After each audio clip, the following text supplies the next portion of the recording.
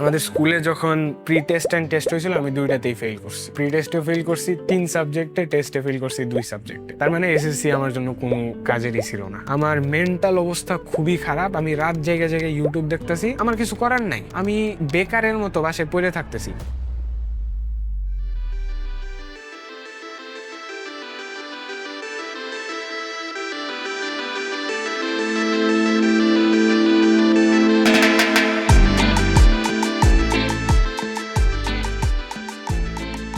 আসসালামু আলাইকুম সবাইকে, welcome back to A brand new video. অনেকদিন পরে আপনারা আমাকে এই চ্যানেলে দেখতেছেন, আশা করি সবাই অনেক বেশি ভালো আছেন। সো এই কয়েকদিন আমি কিছুটা গায়েবই ছিলাম, কারণ আমার বিভিন্ন ধরনের ঝামেলা প্লাস পরীক্ষা গেছে এই কয়েকদিন। সো যার কারণে আমি রেগুলারলি আপলোড করতে পারি নাই, অ্যান্ড এমনকি আমার যে বিজনেস, ওই বিজনেসও আমার ছেড়ে দিতে হয়। আমার এটার পিছনে মেনলি 3টা ফ্যাক্টর কাজ করছে। প্রথমটা হচ্ছে এসএসসি পরীক্ষা। সো আমি কিন্তু একবারে পিএসসিও দেই নাই, জেএসসিও দেই নাই, একবারে ডাইরেক্ট আমি এসএসসি পরীক্ষা দিচ্ছি। কারণ আমি যখন 5-এ পিএসসি দিব তখন করোনা ছিল, আর আমাদের জেএসসির সময় আমাদেরকে নিউ কারিকুলামে নেওয়া হয়, যার কারণে আমাদের জেএসসি পরীক্ষাও হয় না। অ্যান্ড প্রথম বোর্ড পরীক্ষা এমনিতেই মানুষ ভয় পাওয়ার কথা, আর এসএসসির কথা শুনলে তো মানুষ একবারে ভয়ে কাহির হয়ে জায়গা। সো আমিও শুরুতে একটু মনে হয় ভয়ই পাইতেছিলাম যে আল্লাহ কি হয় পরীক্ষা, এসএসসি দিব, আম্মু আব্বুরে কি খুশি করতে পারবো নাকি, এইসব মাথায় চলতেছিল। ক্লাস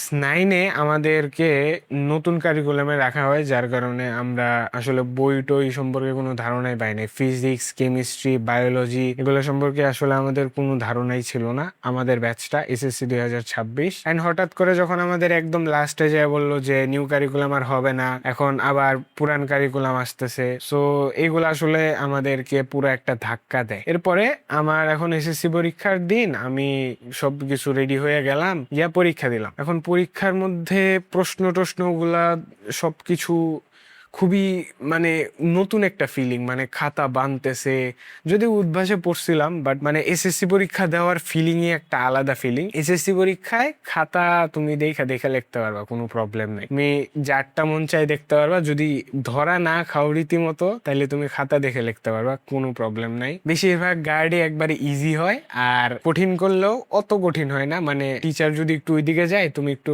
এই পাশ দিয়ে বা ওই পাশ দিয়ে দেখা তুমি আরামসে দেখে লিখে ফেলতে পারবা। সো পরীক্ষা প্রথম দিন ছিল আমাদের, পরীক্ষা দিতে গেলাম, পরীক্ষা দিয়ে আসলাম। এখন এসে দেখি যে বিভিন্ন জায়গা থেকে সমানে প্রশ্ন সলভ দিছে, যে এটা এই হবে, এটা এই হবে। এখন ওই সলভ গুলাতে ভুল থাকে, ওই ভুলগুলার সাথে মিশায় অনেকে প্রশ্ন সলভ করে, পরে দেখে যে নাম্বার কম আসছে, এমসিকিউ কম আসছে। সো ওইটাতে ফোকাস দিও না, তোমরা ফোকাস দিবা হচ্ছে তুমি কতটা সঠিক দেখাইছো, এটা হচ্ছে তোমার মেইন দেখার বিষয়। ঠিক আছে, এতক্ষণ তো ভালো কথা বললাম, এখন আমি খারাপ কথাগুলো বলা শুরু করি। যেহেতু আমি একজন ইউটিউবার, বিজনেস ওনার, তার মানে এসএসসি আমার জন্য কোনো কাজেরই ছিল না। সত্যি কথা বলতে এই পরীক্ষাটা আমি দিছি সমাজের মানুষের জন্য, আমার আম্মু আব্বুর জন্য।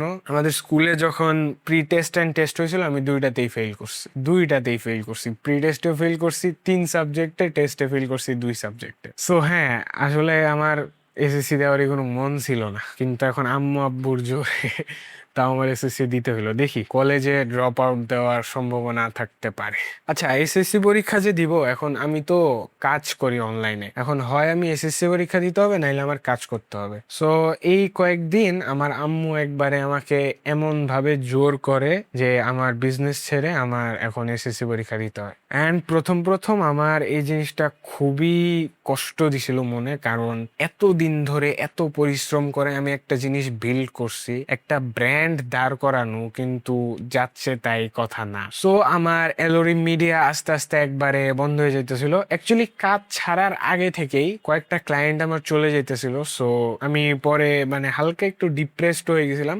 মজার কথা হয়েছে, যেই মাস আমি কাজ ছাড়ছি এর আগের মাস আমি সবচেয়ে বেশি টাকা ইনকাম করছি। সো আই ডোন্ট নো, মনে হয় আল্লাহ চাইছে দেখা জিনিসটা হয়েছে। সো আম্মু আব্বু এমনিতে আমাকে চাপ দিছে পড়াশোনার জন্য, তাই আমার এই কাজগুলা ছেড়ে দিতে হয়। কাজটা ছাড়ার পরে আমার এত টাকার লস হয়, এতগুলা ক্লায়েন্ট যায়, আমার এই পার্সোনাল ব্র্যান্ডে কোনো কন্টেন্ট আসে না। তুমি বিশ্বাস করবে না, আমার টিকটকের এঙ্গেজমেন্ট 300% কমে গেছিল। এরপর আমি পুরান একটা ভিডিও হালকা একটু রিএডিট করে আবার ছাড়ছি, যাতে এঙ্গেজমেন্টটা একটু বাইরে যায়। এরপরে আর কি আস্তে আস্তে ধরো আমি যেই ক্লায়েন্টগুলোর সাথে কাজ করতাম তারাও আস্তে আস্তে চলে যেতে থাকলো, কারণ কন্টেন্ট ক্রিয়েশন, ভিডিও এডিটিং এগুলা এত পরিমাণে মানুষ করতেছে এখন যে খুব সহজে একজনকে রিপ্লেস করে দেওয়া যায়। এখন আমি খুব একটা রিপ্লেসেবল এডিটর না, কারণ আমি লিটারালি জানুয়ারি মাসে 2026 সালে ময়মনসিংহের টপ ভিডিও এডিটর ছিলাম। So I don't know what to tell about that.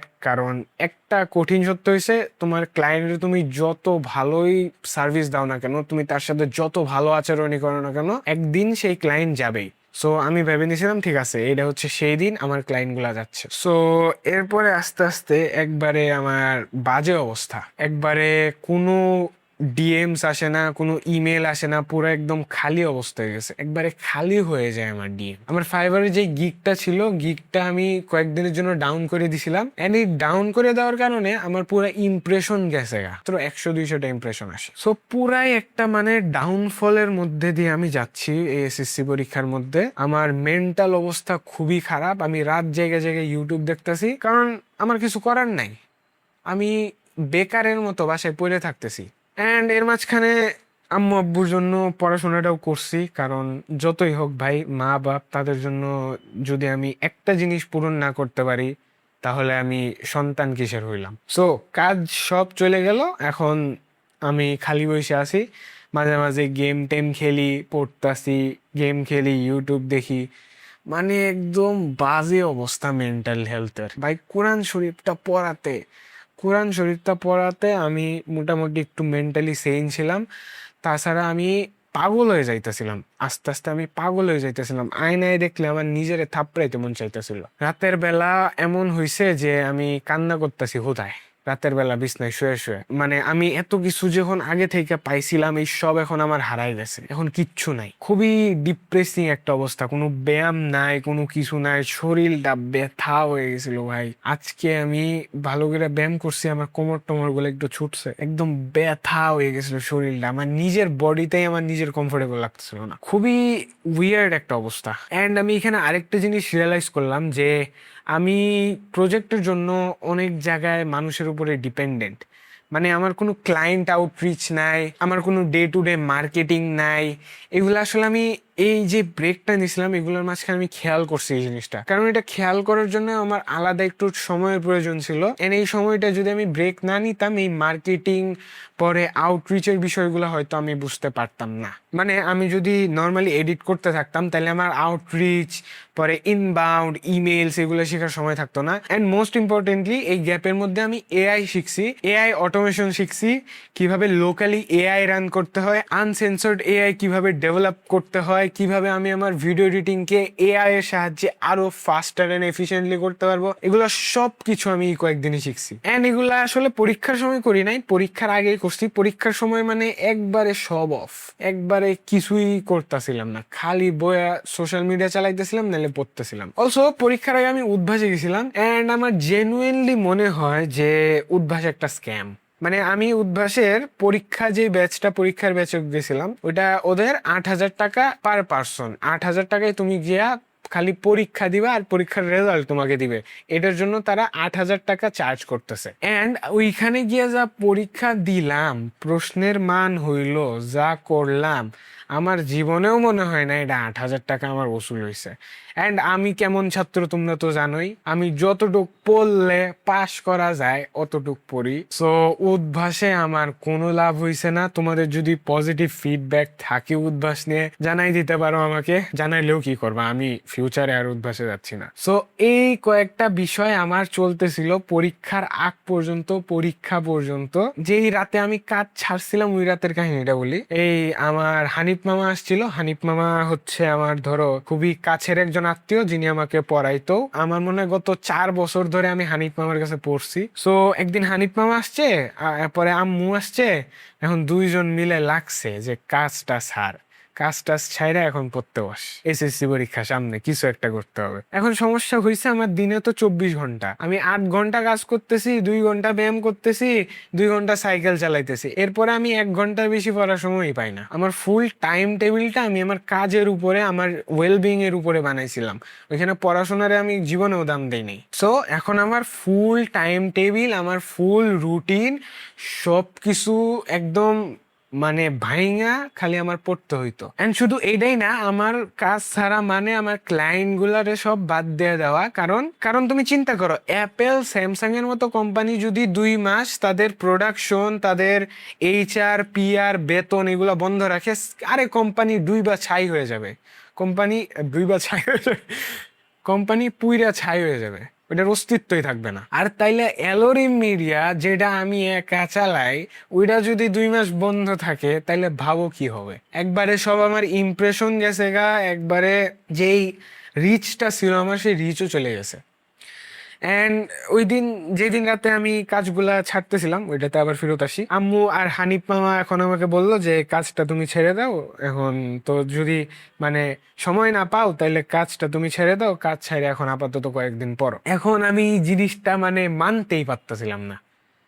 এত দিন ধরে এত পরিশ্রম করে আমি এই একটা কোম্পানি বিল্ড করছি, এই একটা পার্সোনাল ব্র্যান্ড বিল্ড করছি, এটা আমি ছেড়ে দিব কেমনে? আরে ভাই, আমার তো কিছুই নাই। আমি এগুলা বিল্ড করার জন্য আমার বন্ধু বান্ধবদের ছাইড়া দিছি, কোনো রিলেশনশিপে যাই নাই, একবারে সোশ্যাল মিডিয়া বাদ দিয়ে দিছি, সব কিছু বাদ দিয়ে দিছি। এরপরে যদি আমি এটাই ছেড়ে দেই, আই হ্যাভ নাথিং ব্রো, আমার কাছে কিছুই নাই। এই একটা জিনিস ছাড়া আমার কাছে কিছুই নাই ভাই, এই একটাই তার আমাকে ছেড়ে দিতে বলতেছে। সো মানে কি বলবো, আমার দুনিয়াটাই উল্টা পাল্টা লাগতেছিল। মানে আমি এটা মেনে নিব কেমনে? আমার মাইন্ড এটার জন্য রেডি না। আমি কিভাবে ছাড়বো? যারা কোম্পানি বিল্ড করছে, যারা ফাউন্ডার, তাদের কোম্পানি তাদের কাছে বাচ্চার মতো, কারণ তারা আস্তে আস্তে ওইটারে বড় করছে, আস্তে আস্তে ওইটারে লালন পালন করে এত বড় একটা বিজনেসে কনভার্ট করছে। সো আমার বিজনেস বাদ দিয়ে দেওয়া মানে আমার বাচ্চাকে অনাথ করে দেওয়ার মতো। সো আমি ওই রাতে ধোঁয়ায় কান্নাকাটি করছি একদম। মানে আমার যে এই বারান্দা, এই পাশে আমার একটা বারান্দা আছে, ওই বারান্দায় বসে এমনি কান্নাকাটি করছি, আমার গেঞ্জি ভিজে গেছিল গা। পরে আমার নাক দিয়ে একটু রক্ত পড়া শুরু করছিল, এটা মনে হয় আই গেস সর্দির কারণে, এটা কান্নাকাটির কারণে হয় নাই। সো রাতে বসে আছি, এখন আমার একটু মাথাটা ঠান্ডা হয়েছে। এখন ওই টাইমে আমার 3টা প্রজেক্ট চলতেছিল, স্মার্ট ভাবনাতে একটা, অ্যান্ড একটা ভ্লগ এডিট ছিল, আর একটা অ্যাড ছিল। এই 3 ক্লায়েন্টরে এখন আমার ওই টাইমে না করে দিতে হইতো, কারণ আমি ওই রাতেই কাজ ছেড়ে দিতেছি। অ্যান্ড আমি যদি তাদেরকে দেরি করে জানাই, তাইলে তাদের ওইটা আউটপুট হইতে আরো দেরি হবে, তাদের ওই অ্যাড বা প্রজেক্টটা কমপ্লিট হইতে দেরি হবে। সো তাদের টাইম লাইনে পুরো ঝামেলা হয়ে যেতে পারে। সো ইমিডিয়েটলি আমি একদম ফোন দিই, সবার আগে ফোন দিই সাহিল ভাইকে। সো সাহিল ভাইরে যখন ফোন দিছি, তখন একবারে ধরো কান্না কান্না এসে পড়ছে। একদম কথা বলতে গিয়া মানে কথা বলতে পারতেছি না, খুবই যে আর we are not gonna work anymore, এমনি কিভাবে মানে বলতেছিলাম। সো এরপরে আমি কোচ রেজিরে ফোন দিলাম। ফোন দিছিলাম, প্রথমে ধরছে না, পরে তাকে একটা ভয়েস মেসেজ পাঠাইছি। সো এরপরে সে আরো কয়েকবার ব্যাক অ্যান্ড ফোর্থ হয়েছিল যে তাইলে তুমি আমাকে প্রজেক্ট ফাইলটা দিয়ে দাও, যতটুকু এডিট করছো আমাকে দিয়ে দাও। পরে আমি প্রজেক্ট ফাইলটা তাকে দিয়ে দিই, পরে সে যে কোনো এডিটরকে সেটা অ্যাসাইন করলে পরে সে মানে একবারে জিরো থেকে না শুরু করে, ওইখানে আমি যতটুকু এডিট করে রাখছি ওইখান থেকেই সে আবার স্টার্ট করতে পারবে ওই প্রজেক্টটা। সো ওইটাই দিলাম। অ্যান্ড যে ভ্লগটা, ওইটা আমি মাত্র ওই দিনই পাইছিলাম। অ্যান্ড পরে ভ্লগটা তাকে বললাম যে আমি তো আর এডিট করতে পারবো না। পরে সে বলছে আচ্ছা নো প্রবলেম, এটা আমি নিজে এডিট করে দিতেছি। অ্যান্ড যে ভ্লগের ক্রিয়েটরটা ছিল, সে আসলে বুঝতে পারছিল না যে আমি একবারে কাজ 2 মাসের জন্য বাদ দিয়ে দিতেছি। সে ভাবছিল যে মনে হয় ওই প্রজেক্টটা আমি শেষ করতে পারবো না। এই জন্য 2-3 সপ্তাহ পরে সে আবার আমাকে মেসেজ দিছে যে আচ্ছা তুমি কি এখন অ্যাভেলেবল, আমার আরেকটা ভিডিও ছিল। সো পরে তাকে আমি বুঝাই বললাম যে এসএসসি একটা এক্সাম বাংলাদেশে, এটা খুবই ইম্পর্টেন্ট এক্সাম, সমাজে এটা এটা এটা, আমার আব্বু আম্মুর এটা দরকার, এগুলা মানে ফাউল আলাপ। একজন বিজনেসম্যান হয়ে আরেক বিজনেসম্যানের এগুলা বলতে আমার লজ্জা লাগতেছিল। আমি আমার অ্যাকচুয়াল কাজ ছেড়া কি আজে বাজে একটা সমাজ নিয়ে এই এসএসসি পরীক্ষা নিয়ে আমি পড়ে আসি। তুমি আমারে মাইরা লাথায়ও আমার জীবনে বলতে পারো না যে এসএসসি ইম্পর্টেন্ট। আমি ওপেন চ্যালেঞ্জ দিলাম, তোমাদের যদি কেউ কারো ডিবেট করতে মন চায় যে এসএসসি কেন ইম্পর্টেন্ট অ্যান্ড এসএসসি কেন ইম্পর্টেন্ট না, তাইলে আমাকে কমেন্ট করে জানাই দিও। I am ready to hop on any video call with you. Okay, so এরপরে তাকে আমি বুঝাইলাম যে হবে না। এরপরে আমার আরও 3-4 জন ক্লায়েন্ট ছিল যারা পরে মানে বেশ কয়েকদিন ধরে আমার মেসেজ দিচ্ছিল না। আমি মানে বুঝতেছিলাম না, কারণ তারাও আমার রেগুলার ক্লায়েন্ট, কিন্তু হঠাৎ করে তারা আমাকে মেসেজ দিচ্ছিল না।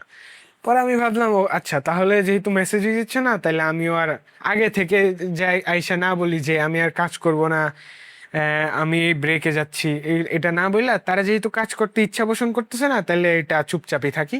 সো পরে তারা আর আমাকে মেসেজও দেয় নাই। সো বেসিক্যালি ওইটা ওইখানেই শেষ হয়ে গেছে। আচ্ছা, সো এটা ছিল ওই এক রাতের কাহিনী। এক রাতে এত কিছু হয়েছে। সো পরের দিন মেবি শুক্রবার ছিল, অ্যান্ড শুক্রবারে মানে সকাল থেকে আমি কারোর সাথে কথা বলতেছি না, একবারে চুপচাপ, কি বলবো, চুপসে গেছিলাম একবারে। এক সেকেন্ড দাঁড়ো, চেয়ারটা একটু উপরে তুলে দিই। মানে আম্মু আব্বুর দিকে তাকাইতেও ছিলাম না, কারণ আসলে তাদের জন্য সমাজটা ইম্পর্টেন্ট। আমার আম্মু আব্বুর জন্য, তাদের জন্য সমাজটা ইম্পর্টেন্ট একটা বিষয়, এই জন্য আসলে তারা আমাকে বলছে। কারণ অশিক্ষিত ছেলে, আই মিন অশিক্ষিত মানে আমি তো আর অশিক্ষিত টাইপের অশিক্ষিত না, বাট অশিক্ষিত ছেলে তো আর কেউ পছন্দ করে না, রাইট? সো আম্মু আব্বুর সাথে একেবারে রিলেশনশিপের বাজে অবস্থা। আমি তাদের দিকে তাকাইতেওছি না, কিছুই করতেছি না, খালি ধরো একবারে নর্মাল কথাবার্তা খালি বলি, তাছাড়া কথাই বলি না আব্বু আম্মুর সাথে।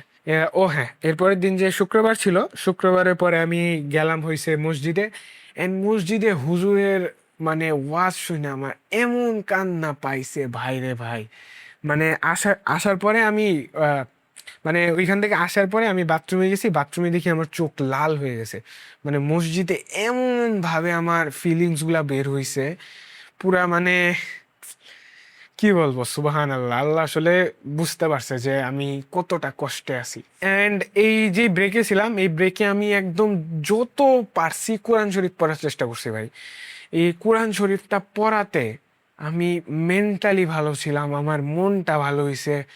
অ্যান্ড যখনই মানে খারাপ লাগছে, আমি কোরআন শরীফটা নিয়ে বসে পড়ছি দুপুরবেলা। কারণ সৃষ্টিকর্তা তোমার জন্য সামনে কি রাখছে তুমি হয়তো জানো না, তাই তুমি খালি তার কাছে চাইতেই পারো যে আল্লাহ, সামনে যেটা রাখছো যাতে ওইটা ভালোভাবে আমার কাছে আসে, আমি যাতে ভালোভাবে ওইটা অ্যাকসেপ্ট করতে পারি। এটাই আসলে মেইন জীবনের বিষয় আর কি। এটা আমি কোনো ফ্রিল্যান্সিং অ্যাডভাইস বা কোনো ছাত্রের অ্যাডভাইস দিচ্ছি না। লাইফে আমি খুব একটা নামাজি ছিলাম না, বাট আমার এখনো মনে আছে 2023-এর জুলাই মাসের মনে হয় রাতের বেলা আমি আমার বারান্দায় একবার জায়নামাজ নিয়ে এশার নামাজটা পড়ছিলাম।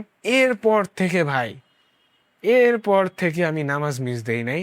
একদম দিনে 3 ওয়াক্ত তো মিনিমাম পড়ছি, ম্যাক্স 2 ওয়াক্ত মিস গেছে, 3 ওয়াক্ত মিনিমাম আমি পড়ছি।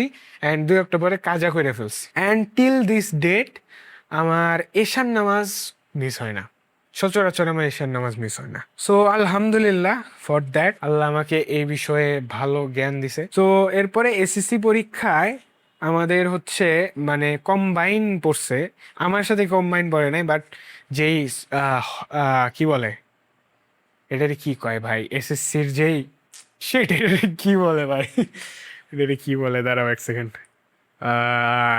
ও ইয়াস, হ্যাঁ, যে হলে আমাদের পরীক্ষা পড়ছিল, ওই হলে এমন একটা স্কুল পড়ছিল যেটা combine. So me being me, আমি প্রথমত মেয়েদের সাথে কথা বলি না, অ্যান্ড কথা বলতেও পারি না, এটা হচ্ছে খুবই কঠিন একটা সত্য আমার। সো আমার কিছুটা আনকমফোর্টেবল লাগতো, কারণ আমি আবার আমার গেজটাকে লো করে রাখার চেষ্টা করি, কারণ ইউ নেভার নো তুমি কোন দিন কোন পাপ করে ফেলো। সো এই জন্য আমি মাথা নিচু করে রাখতাম সবসময়। এই কারণে অনেকে আমার ট্রোলও করছে যে কিরে মেয়ে দেখলি তুই মাথা নিচু করে ফেলোস কেন। অ্যান্ড তারা বললে বলুক গা, অ্যাকচুয়ালি আই ডোন্ট কেয়ার। আমি জানি যে আমি ভালো কাজটাই করছি। এতক্ষণ ধরে পেশাল পাকতেছি, বাপরে বাপ। এখন আসি আমার আম্মা আব্বুদেরকে নিয়ে, সমাজদেরকে নিয়ে, যে বিষয়গুলো আমার এতদিন ধরে বলার ছিল সেগুলো বলবো। প্রথমত, ধুর ভাই, আমি গালি দিই না ক্যামেরাতে, নাইলে আমি আজকে সত্যি গালি দিতাম। সমাজের মানুষ একজন আরেকজনকে সবসময় বস্তুগত, ডিগ্রি, টাকা, এইগুলা জিনিস দিয়ে জাজ করে। এই এই একটা জিনিসই তো এত মেসড আপ, এই একটা জিনিসই তো এত ফালতু একটা বিষয়, এটা নিয়েই তো আমি একটা পডকাস্ট বানাইতে পারি। বাট আচ্ছা আচ্ছা, okay, let's don't go on that route. আমাকে মানুষ আমার চরিত্র না দেখে, আমার গুণ না দেখে, আমার video editing skills, the number one editor in ময়মনসিংহকে না দেখে আমার ডিগ্রি দিয়ে আমারে জাজ করবে, এই জিনিসটাই আমার কেমন জানি লাগে। অ্যান্ড এটা বুঝছো, আমি আমার আম্মু আব্বুর মধ্যেও খেয়াল করছি যে আমি একটা ধরো 10,000 টাকার প্রজেক্ট কমপ্লিট করছি, high quality motion graphics ad, ওইটাতে কোনো দাম নাই, ওইটাতে আচ্ছা ঠিক আছে ভালো হয়েছে। কিন্তু আমি যখন উদ্ভাসে একটা ভালো পরীক্ষা করলাম বা কোনো রেজাল্ট ভালো করে ফেললাম, তারা আবার মানে অ্যাকচুয়ালি আমার ভালো ফিডব্যাক দিতেছে যে না তুই ভালো কাজ করছস, এটা ভালো, কিন্তু আমার ওইটাকে কোনো সময় অ্যাপ্রিসিয়েটই করা হয় না। ওটা যে একটা আর্ট ফর্ম, এটাকে কেউ মানতেই চায় না। অ্যান্ড এটা খুবই অড, কারণ একজন যখন এই ভিডিও এডিটিং করে বা এগুলা করে কন্টেন্ট ক্রিয়েশন করে খুব বড় লেভেলে চলে যায়, তখন এই সমাজ আবার তাদের পিছনে ঘুরে। লাইক ধরো তোমার এলাকায় খুবই পপুলার একজন ইউটিউবার আসছে, সবাই দৌড় মাইরে গিয়া ছবি তুলতেছে, সেলফি তুলতেছে, কিন্তু সে যখন স্টার্ট করতেছিল, সে যখন তার চ্যানেলটা বানাইলো, তার একটা সাবস্ক্রাইবার চ্যানেলে একটা ভিডিও, তখন কেউ সাপোর্ট করবে না। তখন সবাই বলবে আরে এগুলা কেন করতেছো, তুই পড়তে বস, পড়াশোনা কর। এইগুলা বিষয় আসলে আমার ইমোশনাল বানাই দেয়, কারণ আমি জেনুইনলি চাই যে দেশের জন্য ভালো কিছু একটা করতে। অ্যান্ড বিশ্বাস করো, পড়াশোনা করে দেশের জন্য ভালো কিছু হচ্ছে না, নাইলে প্রতি বছর 10 লাখ বেকার বেরোইতো না আমাদের দেশ থেকে। আমাদের দেশের মানুষ পড়াশোনা করে, জিনিস মুখস্থ করে, কিন্তু তাদের একটা কিছুতে স্কিল নাই, একটা কোনো জিনিসে তারা পারদর্শী না। কয়েকজন ভার্সিটি পাশ করে বের হয়ে যায়, তারা বেসিক একটা কম্পিউটারই চালাইতে পারে না। আরে ভাই, MS ওয়ার্ড, মাইক্রোসফট অফিস, এইগুলা স্প্রেডশিটের জন্য কি কোর্স কিনতে হয়? এগুলোর জন্য কি কোর্স কিনতে হয়? সিরিয়াসলি, এইগুলা তো প্রত্যেকটা অফিসের একবারে বেসিক একটা বিষয়। অ্যান্ড এইগুলা জব এখন মানুষ অ্যাপ্লাইও করে না, কারণ এগুলা অলরেডি AI বা অটোমেশন দ্বারা কমপ্লিট হয়ে গেছে। ডাটা এন্ট্রি বলো, স্প্রেডশিটের কাজ বলো, বা যে কোনো রিরাইটিং, প্রপোজাল, এগুলার কথা বলো, এগুলা অলরেডি AI দ্বারা রিপ্লেস হয়ে গেছে। ইভেন ইমেলও এখন অটোমেশন করা যায়। সো আমরা আগে যেই জবগুলাতে আসতাম পড়াশোনা কইরা, এই স্প্রেডশিট কোর্স, ইমেল কোর্স করে আমরা যে স্কিল অর্জন করতাম, এটার স্কিল বলাও যদিও ভুল, এই স্কিলের যেই জবগুলা, এগুলো অলরেডি মার্কেট থেকে চলে গেছে। এটা তো একটা লো স্কিল জবের কথা বললাম।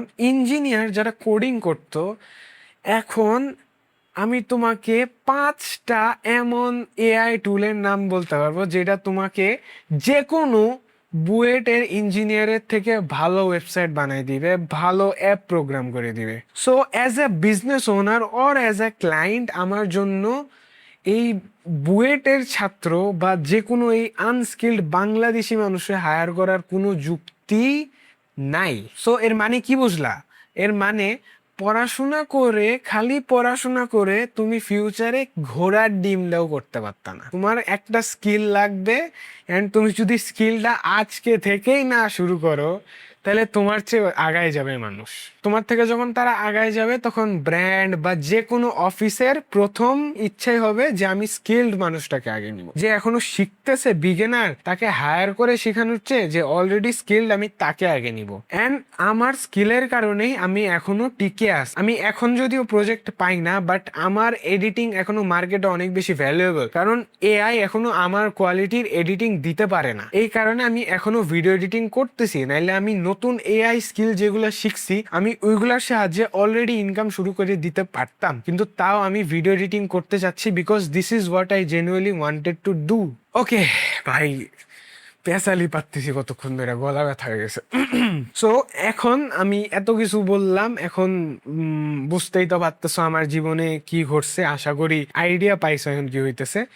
অ্যান্ড বর্তমানে এখন যদি আমি তোমাদেরকে নিয়ে আসি, আমার একটাও ক্লায়েন্ট নাই, আমার জিরো ক্লায়েন্ট। আমি মাত্র আজকে একটা প্রোমো ভিডিও শেষ করলাম, এই প্রোমো ভিডিওটা আমি অ্যাড রান করব অ্যান্ড হোপফুলি এই অ্যাড থেকে কেউ কনভার্ট হয়ে আমার ক্লায়েন্ট হবে। অ্যান্ড সমানে আউটরিচিং তো করতেছি, মার্কেটিংও করতেছি টুইটারে। সো আশা করি ক্লায়েন্ট আসবে, নাহলে যদি এখন না আসে অ্যান্ড এআই যদি আমাকে অলরেডি রিপ্লেস করে ফেলে, দেন আমার কিছু করার নেই, দেন আমার নতুন একটা স্কিল শিখে ওইটা থেকে করতে হবে। পুরান স্কিল নিয়ে বসে থাকলে চলবে না। এন্ড তুমি খালি চিন্তা করো, ভিডিও এডিটিং কত নতুন একটা স্কিল। সফটওয়্যারে ভিডিও এডিটিং আসছে মনে হয় 30 বছরও হয় নাই। আগের আমলে ভিডিও এডিটিং মানে একেবারে যে টেপ গুলা থাকতো, ওই টেপ গুলা কাট করে একটা আরেকটার সাথে জোড়া দেওয়া ছিল ভিডিও এডিটিং। আর এখন যে সফটওয়্যারে ভিডিও এডিটিং আসছে, এটা 30 বছরও হয় নাই। অ্যান্ড তুমি সেই 500-600 বছর আগের পড়াশোনার স্কিল দেয়া ভাবতেছো বর্তমান 2026-এর মার্কেটে চলতে পারবা। এটা যদি তোমার চিন্তা থাকে ভাই, তোমার কিচ্ছু হবে না। তোমার আজকে থেকেই এআই বা যে কোনো স্কিল, গ্রাফিক ডিজাইন অনেকে বলতেছে এআই দ্বারা রিপ্লেস হয়ে গেছে, বাট আমি জেনুইনলি এখনো অনেক গ্রাফিক ডিজাইনারদের দেখতেছি যাদেরকে তাদের ক্লায়েন্টরা এআই দিয়ে রিপ্লেস করে নাই, কারণ তারা এমন আউটপুট দিচ্ছে যেটা এআইও দিতে পারে না। এআই কিন্তু একবারে বিলিয়ন বিলিয়ন ধরো ডিজাইন থেকে ও নিজের মতো একটা করে ডিজাইন চুজ করে তোমাকে একটা ডিজাইন বানাই দিল, কিন্তু মানুষ কিন্তু তার মাথা থেকে এমন জিনিস সৃষ্টি করতে পারে যেটা আগে এক্সিস্টই করতো না। এই কারণে আমার মনে হয় যারা অ্যাকচুয়ালি ক্রিয়েটিভ এডিটর বা ডিজাইনার আছে, তারা রিপ্লেস হবে না। অ্যান্ড হইলেও তারা এআইটা যদি শিখে ফেলে, তাহলে তারা এআইটাকেই তাদের স্কিল হিসেবে বিক্রি করতে পারবে। ওরে 13 জিবি হয়ে গেছে ফাইল। আচ্ছা সমস্যা নেই, 20 জিবি এলো, প্রবলেম নেই। ওকে, এখন আমরা আচ্ছা এরপরে কি টপিকটা ছিল? সো আমার মনে হয় আমি যেই বিষয়গুলো কাভার করতে চাইছিলাম আজকের ভিডিওতে বেশ অনেকটাই কাভার করছি। অ্যান্ড আমি জেনুইনলি এই ব্রেকে অনেক কিছু শিখতে পারছি। লাইক প্রথমত এআই এর কথা আমি তোমার বললামই, অ্যান্ড আমি আরো অনেক কিছু শিখছি যে একটা জিনিস তুমি কিভাবে লঞ্চ করবা, একটা বিজনেস কিভাবে স্টার্ট হয়, এগুলা আসলে আমার আগে কোনো ধারণাই ছিল না, যেগুলো আমি এই কয়েকদিনে জিনিসগুলা ভালো করে আইডিয়া করে বুঝতে পারছি। সো এই ব্রেকটা আসলে একদিক দিয়ে ধরতে গেলে একটা নেসেসারি ইভেলের মতো ছিল, যদিও এখন আমার ইনকাম জিরো হয়ে গেছে, বাট আমি এখন অনেক বেশি নলেজেবল। আমার আগের যেই পার্সোনালটা ছিল তার থেকে আমি এখন অনেক বেশি নলেজেবল। অ্যান্ড আরেকটা জিনিস কি হয়েছে, আমি এই ব্রেকের মধ্যে যখন আমি একবারে ব্রেকে ছিলাম, আমি সারাদিন বাসায় ছিলাম, আমি বাসা থেকে বের হইতেছিলাম না। সো আমি অনেকটা আনসোশ্যাল হয়ে গেছি গত কয়েকদিন ধরে। কেমন জানি মানুষের সাথে কথা বলতে আমার কেমন জানি একটু মানে কষ্ট হচ্ছে। আগে আমার এগুলো হইতো না, আমি আগে ধুমায়া মিটিং করতাম, ধুমায়া মানুষে কল দিতাম, অ্যান্ড এই আশপাশের প্রতিবেশীদের সাথে তো আমি রেগুলারলি কথা বলতাম। কিন্তু এই লাস্ট কয়েকদিন ধরে আমার কেমন জানি একটা জড়তা এসে গেছে মুখের মধ্যে, মানে কথা বলি না, খালি সারাদিন বাসায় বসে থাকি, পড়ি। অ্যান্ড আমার এখন বর্তমানে আবার আম্মু আব্বুর সাথে সিচুয়েশনটা ভালো হয়ে গেছে, বিকজ আমি রিয়েলাইজ করছি যে থাক ভাই, যা হয়েছে তো হয়ে গেছে। এখন যদি আমি একটা গ্রাজ নিয়ে বসে থাকি, আমার তো কোনো লাভ নাই, উল্টা আমার মেন্টালি আমি আরো বেশি কষ্ট পাবো। আমার আম্মুর ফোনটা বুঝছো এই কয়েকদিনে ভেঙে গেছে, মানে ভেঙে যায় নাই, ডিসপ্লেতে ওই হোয়াইট লাইন পড়ে গেছে। অ্যান্ড আমি যদি এই এসএসসি ব্রেকটা না নিতাম, আমি এতদিনে আম্মুকে একটা নতুন ফোন কিনে দিতে পারতাম। বাট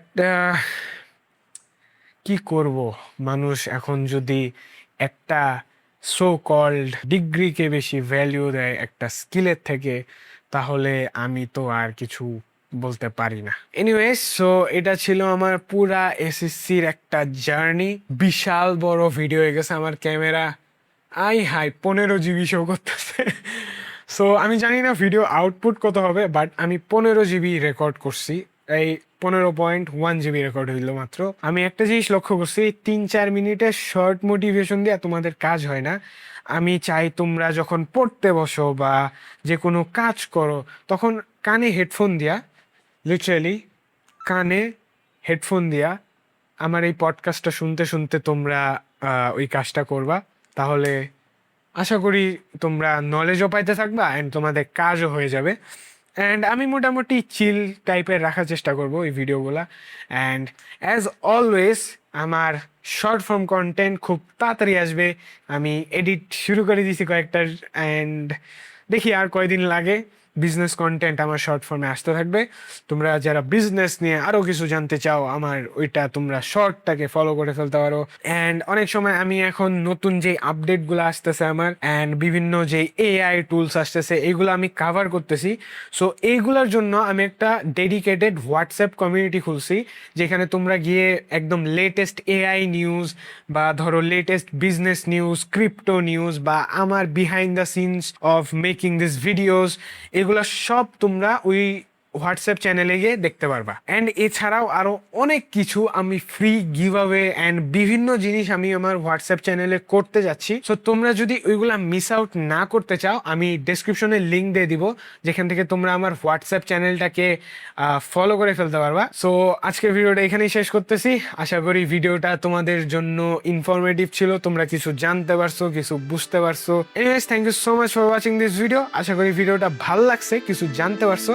দেখা হবে আরেকটা কোনো ভিডিওতে। আসসালামু আলাইকুম।